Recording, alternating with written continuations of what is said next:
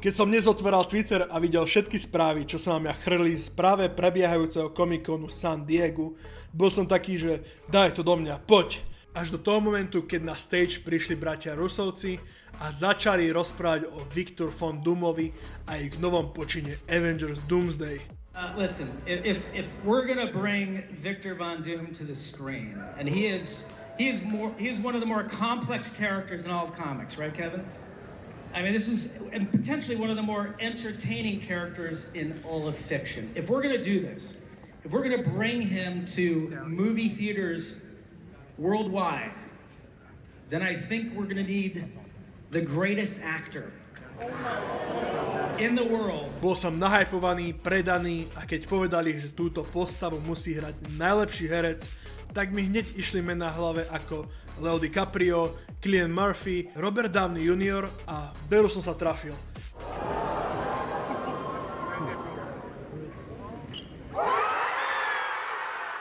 Robert Downey Jr. je späť a znova si dáva oceľovú masku na tvár a chce opantať svojim brnením celú planetu.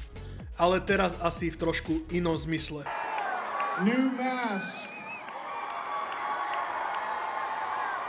Same task. Páči sa mi tá dynamika, že v našom hlavnom svete bol ten, čo zachránil Zem a v tejto bude ten, čo si ju chce podmaniť, teda zničiť. Ale poďme pekne od začiatku a povedzme si všetko, čo sme sa dozvedeli z Comic-Conu o budúcnosti MCU. Ak neviete, Comic-Con San Diego je každoročná záležitosť, kde sa stretávajú fanúšici filmov, komiksov, hier a popkultúry s hercami, tvorcami, aby oslavili to, čo nás teší. Aby toho nebolo málo, tak práve v San Diegu sa vždy prichystajú nejaké prekvapenia, aby nažhavili fanúšikov na prichádzajúce projekty.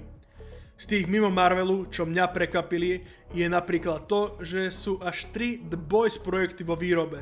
A to 5. finálna séria, 2. séria Gen V a 1.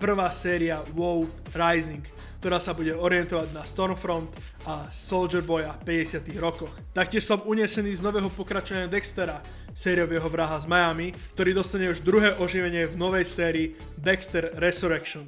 Som zvedavý, či sa im teraz podarí doručiť niečo zaujímavé a neskončí to faux pas.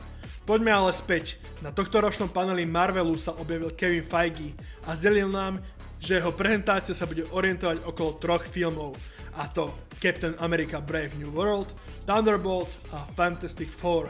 Informácie budem hlavne čerpať z nejakých líkov a z Twitteru Discussing Films. Veľa footageu bolo ukázaných za zatvorenými dverami, ale aj o tých si slovne povieme. A na pozadí nechám hrať novú hru Marvel Rivals, kde bojujete so známymi hrdinami zo sveta Marvelu proti sebe v rôznych úlohách. Enjoy! Začíname kapitánom. Ten sa podľa Kevina Feigeho uberá štýlom a rozprávaním príbehu viac Winter Soldierovi. To ma neskutočne teší. Na pódium prišli hlavní aktéri filmu ako Anthony Mackie, Danny Ramirez, Giancarlo Esposito a Tim Blake Nelson. Tuto prevezme Giancarlo a začína hovoriť o svojej postave, ktorá sa pridala filmu počas pretáčok.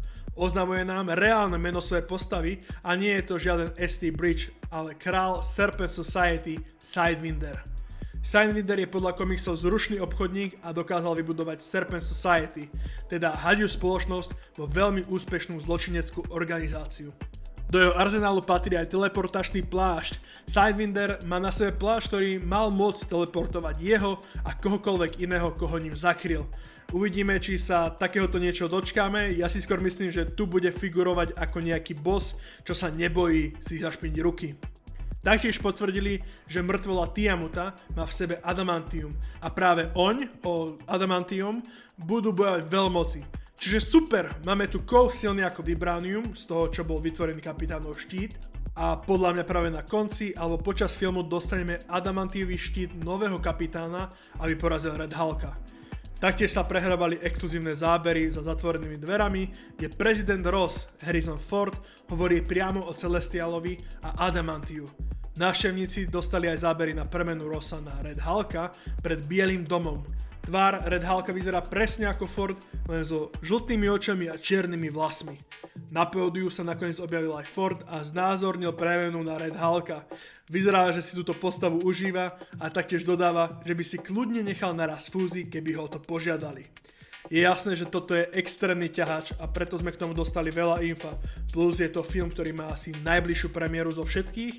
A ďalší na rade sú smetka outsiderov Thunderbolts.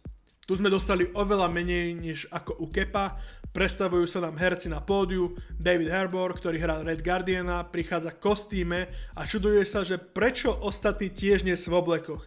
A rozprávajú o detailoch filmu a konflikte, že ide o dynamiku postav, ktorá medzi sebou ťažko spolupracuje. Feige poukazoval na to, že Thunderbolts nebudú pomenované po Tadeusovi Thunderbolt Rossovi, teda Harrisonovi Fordovi, a exkluzívne zábery nám trošku viac povedali o príbehu. Všetci členovia Thunderbolt sú individuálne pridradení k rovnakej úlohe, ale ide o pakáž, teda setup. Kto sú ale Thunderbolts?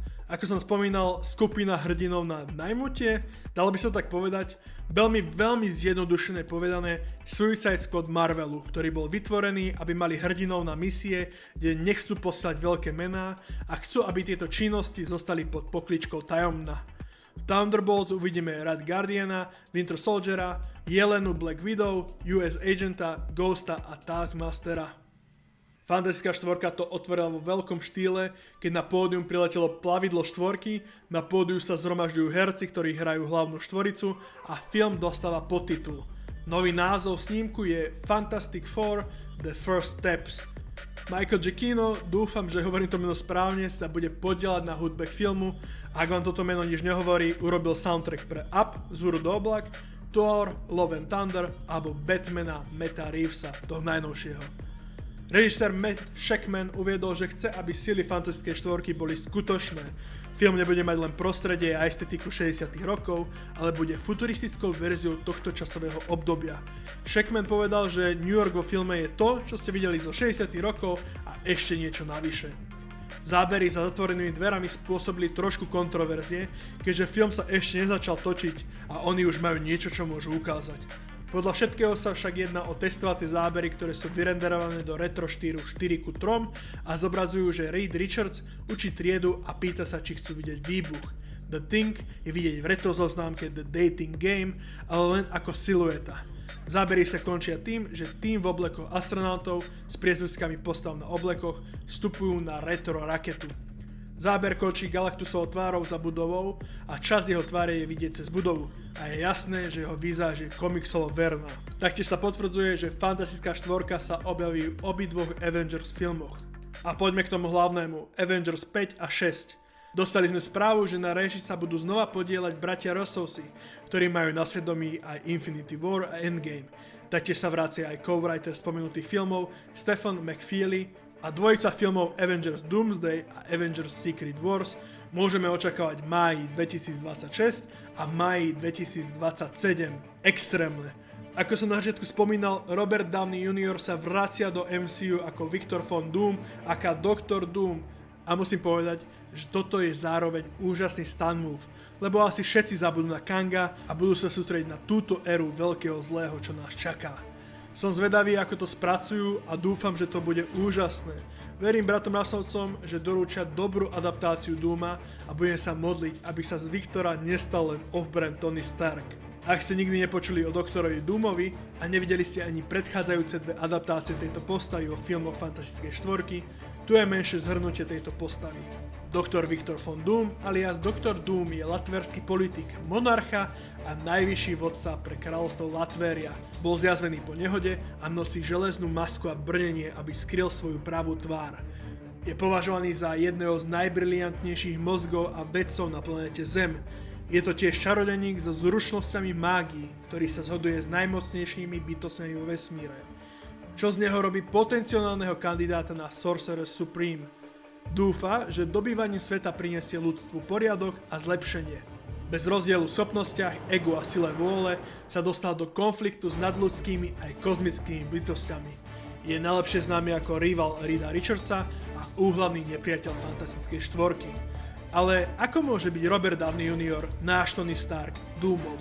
Môže sa jednať o nejakého varianta zo sveta Fantastickej štvorky, ktorý dobíja svety a ide si po ten náš. Alebo ako sa hovorí, že štvorka pochádza z celkovo iného univerza, možno sa niečo stane, čo núti štvorku a doktora cestovať a hľadať nový domov. A práve Doom u nás zistí, že jediný spôsob, ako zabezpečiť poriadok, je cez jeho víziu bezpečného sveta, čo znamená totálna nadvláda jedného človeka. Dúfam, že toto nám otvorí nekonečné možnosti a uvidíme niekoľko panelov vytrhnutých z komiksov, ktoré podkresľujú moc Dooma, ako napríklad jeho stret s Thanosom, ktorého zvliekol z kože. Som zvedavý, kde nás touto postavou donesú a hádam Doomovi doručia spravodlivosť a verné vyobrazenie. Na internete sú všelijaké reakcie ľudí na toto obsadenie, že prečo oživili takúto ikonickú postavu, ale pozrite sa. To isté sa stalo Wolverinovi a doručil extrémne. By the way, bezspoilerovú recenziu som vydal pred pár dňami a ak vás zaujíma, čo si o filme myslím, choďte kúknuť a vy mi napíšte do komentárov, čo si myslíte o týchto novinkách. Je za vás OK, že sa Robert Downey Jr. vracia ako Dr. Doom, alebo to je len úbohý pokus Disney, ako oddialiť svoju smrť superhrdinského univerza? Dajte mi vedieť, všetko budem čítať. Ak sa vám video páčilo, najviac ma podporíte odberom a lajkom. Vidíme sa pri ďalšom videu. Čaute.